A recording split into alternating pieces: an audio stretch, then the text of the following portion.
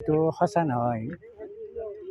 মই SMDCৰ লগত আলোচনা কৰিছোঁ, প্ৰেচিডেণ্টৰ লগত আলোচনা কৰিছোঁ, শিক্ষকসকলৰ লগত আলোচনা কৰিছোঁ, উত্তম মধ্যম 2-4জনৰ লগত আলোচনা কৰিছোঁ আৰু কামটো ইমান সোনকালে কৰিব লগা হ'ল আৰু সেইখিনিতে মই বাধ্য হ'ব লগা হ'ল।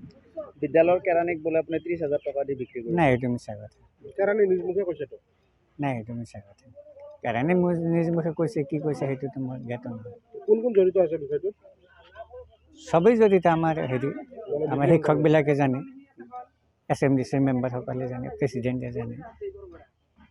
আচ্ছা, এই বৰ্ষৰ আপোনাৰ ইকো ক্লাবৰ যিটো পইচা আহিছিল সেই পইচাখিনি আপুনি কি কৰিলে? সেইটো আছে পইচা। খৰচ কৰা নাই? খৰচ এতিয়ালৈকে কৰা নাই। জমা থোৱাৰ কাৰণে আপোনাৰ দিছে নেকি? জমা থোৱাৰ কাৰণে দিনে খৰচ কৰিব দিছে, খৰচ কৰিম। কেতিয়া কৰিব? কৰিম আমি। বৰ্ষটো হোৱা নাই, শেষটো হোৱা নাই। স্পৰ্টছৰ পইচা স্পৰ্টছৰ পইচা অহা নাই, এই বৰ্ষত অহা নাই। এই আইগা নাংগে দে হৈ গ'ল। এইটো ঘটনাটো হৈ গ'ল, মই দি আছোঁ দে। মিলামিছা নহয়।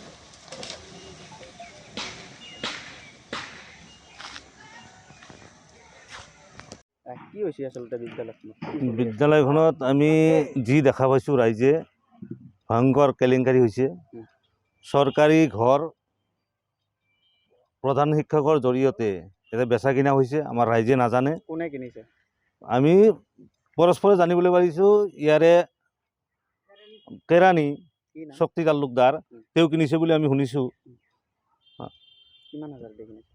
কিমান হাজাৰ দি কিনিছে সেইটোও মই নাজানো, কিন্তু কিনিছে, তেওঁ কিনিছে 30,000 টকাত কিনিছে বুলি শুনিছোঁ। আমাক ৰাইজক অৱগত কৰা নাই।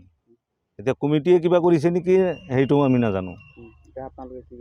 আমি এইটো আমাৰ IAS মহোদয়ক চৰকাৰৰ তৰফৰ পৰা আমি উচিত ব্যৱস্থা বিচাৰিছোঁ, এইটো আমি দাবী।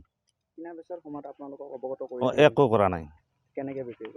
কেনেকৈ বিক্ৰী কৰিলে তেওঁলোকে গম পাব, আমিতো নাজানো।